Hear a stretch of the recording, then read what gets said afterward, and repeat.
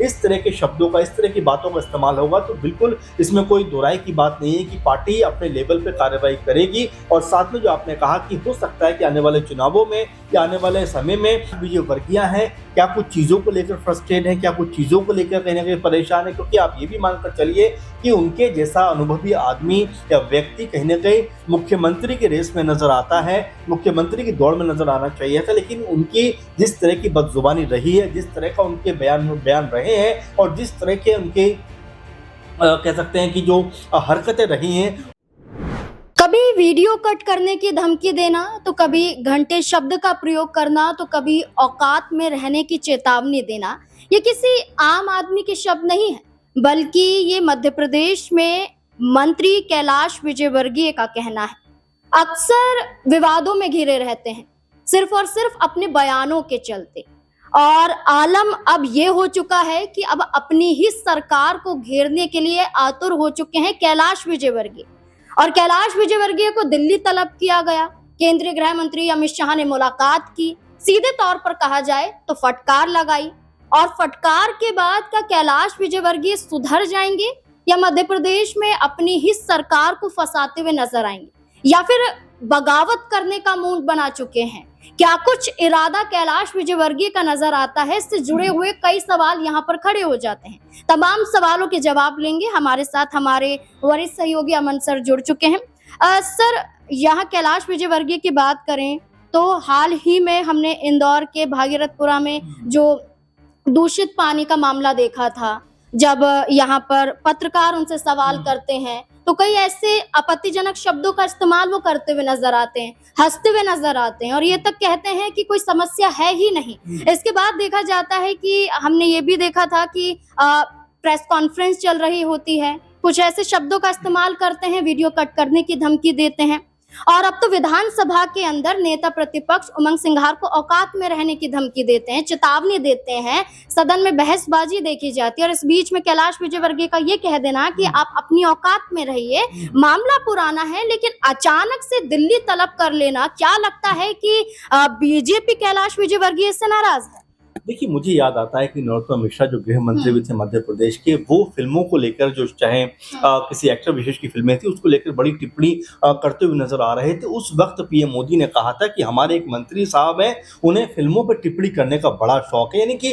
मोदी जी जिस तरह से अपना रुख और रवैया रखते हैं उसको लेकर बिल्कुल स्पष्ट उनकी सोच रहती है कि अगर पार्टी का भी कोई व्यक्ति इस तरह की भाषा का प्रयोग करता है, इस तरह की बात का प्रयोग करता है जो कहीं से भी तर्कसंगत नहीं है, कहीं से भी जायज नहीं है, तो मोदी जी उसके ऊपर रिएक्ट करते हैं। अब जैसा आपने बताया कि हालांकि मामला पुराना है, क्योंकि चाहे उमंग सिंघार का मामला हो, चाहे जो दूषित पानी का मामला इंदौर वाला पूरा मामला हो, और चाहे प्रेस कॉन्फ्रेंस में एक तरीके से उनका रुख हो, वो सब चीजों को मिला जुला कर देखा जाए तो समझ में आता है कि हो सकता है बीजेपी आला कमान उनको कह सकते हैं समझाने के लिए, उनकी डांट लगाने के लिए दिल्ली तलब किया हो। देखिए, जाहिर बात है कि जब आपके मुंह से ऐसे अपशब्द निकलेंगे, एक पत्रकार से आप बात कर रहे हैं, उस पत्रकार का जवाब आप ऐसे शब्दों के साथ में देते हैं जिसका कोई भी समर्थन नहीं करेगा। आपने देखा विधानसभा के अंदर जो नेता प्रतिपक्ष हैं उनको औकात जैसे शब्द का प्रयोग करते हैं, खुद मुख्यमंत्री को सामने आना पड़ता है माफी मांगने के लिए। तो ये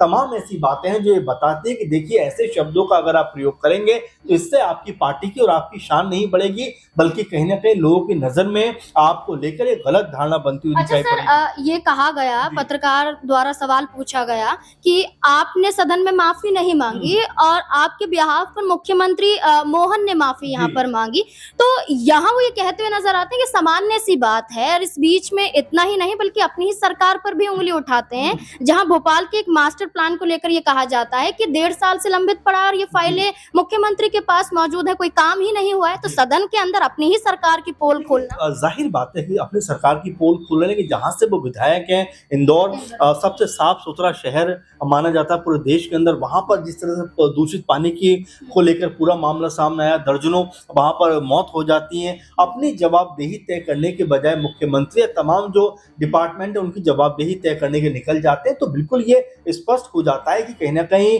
जो कैलाश विजयवर्गीय हैं, क्या कुछ चीज़ों को लेकर फ्रस्ट्रेट हैं, क्या कुछ चीज़ों को लेकर कहीं न कहीं परेशान हैं? क्योंकि आप ये भी मानकर चलिए कि उनके जैसा अनुभवी आदमी या व्यक्ति कहीं न कहीं मुख्यमंत्री की रेस में नज़र आता है, मुख्यमंत्री की दौड़ में नज़र आना चाहिए था, लेकिन उनकी जिस तरह की बदज़ुबानी रही है, जिस तरह का उनके बयान रहे हैं और जिस तरह के उनके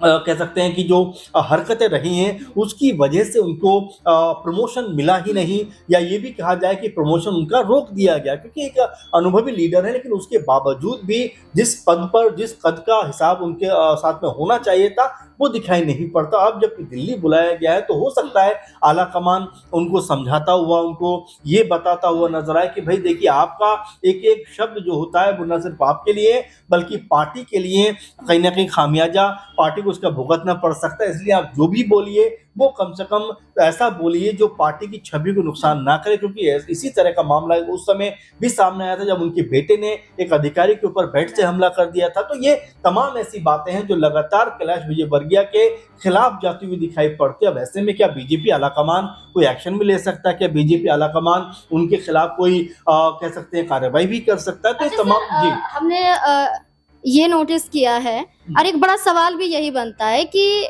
आने वाले चुनाव से पहले क्या कैलाश विजयवर्गीय का ये तेवर दिखाना क्या भारी पड़ सकता है? चुनाव में ना उतारा जाए, क्योंकि उनके बेटे को भी कहीं ना कहीं नकारा गया था, नाराज हुए थे, खुद चुनाव लड़े थे, लेकिन उम्र दराज हो जाना और साथ ही साथ अब ऐसे बयानबाजी करना, क्या लगता है आगामी चुनाव में पत्ता कट होता हुआ नहीं? देखिए बिल्कुल, और ये ज़रूरी भी हो जाता है कि देखिए, जब आपके नेता, किसी पार्टी के नेता इस तरह की बदजुबानी करें, इस तरह के गलत शब्दों का प्रयोग करें, तो बिल्कुल पार्टी को इसके ऊपर काम करना चाहिए, कार्रवाई करनी चाहिए। क्योंकि देखिए, आपके जो शब्द होते हैं, आपकी जो बातें होती हैं, विचार होते हैं, कहीं न कहीं वो जनता के बीच में जाते हैं और इससे आपकी और आपकी पार्टी की दोनों की छवि खराब होती हुई दिखाई पड़ती है। मुझे ऐसा लगता है कि बीजेपी आलाकमान ने उनको इसीलिए बुलाया होगा कि भाई आइए आपसे बात करने, क्योंकि आप ऐसे शब्दों का प्रयोग अगर करेंगे तो आपके ऊपर पार्टी फिर कार्रवाई करती हुई भी नजर आएगी। और कई बार ऐसा देखा गया है जहां पर उनकी बदजुबानी को के लिए, जैसा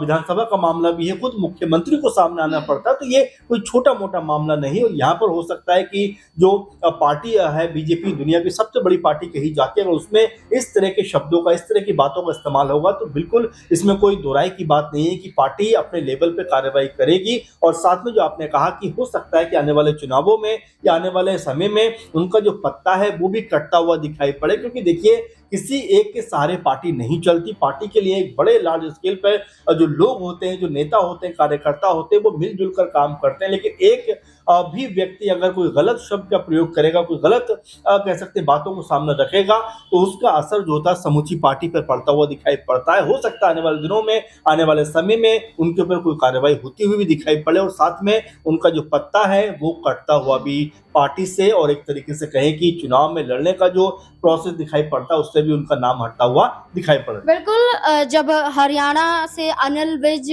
अपनी ही सरकार के खिलाफ दिखाई दिए थे तो कार्यवाही उन पर भी हुई थी। राजस्थान में कृषि मंत्री पर भी कार्यवाही हुई थी, नोटिस जारी किया गया था, उनको जवाब देना पड़ा था, माफी मांगनी पड़ी थी। अब इसी कड़ी में कैलाश विजयवर्गीय भी नजर आ रहे हैं। अब देखना होगा कि वो झुकते हुए नजर आते हैं या फिर बीजेपी द्वारा उन पर कड़ा एक्शन लिया जा सकता है, क्योंकि ना सिर्फ विधानसभा चुनाव 2023 में बीता हो, बल्कि आगामी चुनाव के लिए भी एक बड़ी परीक्षा यहाँ पर कैलाश विजयवर्गीय की नजर आ सकती है। क्योंकि सचिन पायलट जहां राजस्थान में बीजेपी पर सवाल खड़े करते हुए नजर आए, तो वहीं मध्य प्रदेश में जीतू पटवारी एक ऐसा बड़ा चेहरा है जो कैलाश विजयवर्गीय के खिलाफ उतरे थे। लेकिन अब देखना होगा कि बीजेपी क्या करती हुई दिखाई देती है, कि कैलाश विजयवर्गीय माफी मांगेंगे या फिर नहीं। आपको क्या लगता है इस पूरे मुद्दे पर? अपनी राय कमेंट सेक्शन में जरूर दें। देखते रहें SP9 न्यूज। धन्यवाद।